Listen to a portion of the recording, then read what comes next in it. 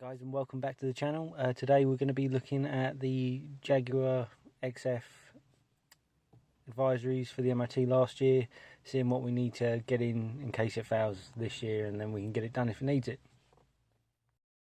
So this is the MOT history from last year. As you can see, we've got the rear pads on there and the windscreen. I'm not overly worried about the windscreen, so that can just get done when it needs to. Well, the windscreen, if it's cracked, then we'll get it sorted under insurance, to be fair. As you can see, the discs look a bit crispy, but I think you can clean them off. They should be fine.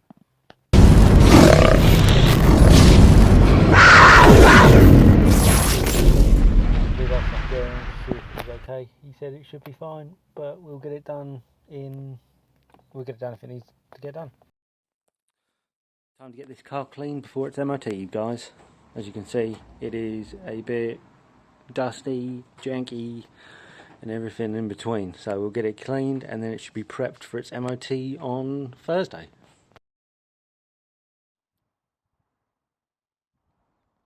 Anyway guys, thanks for watching. Remember to like, comment, subscribe, and I'll see you in the next video. And remember guys, if cabbage can, you can too.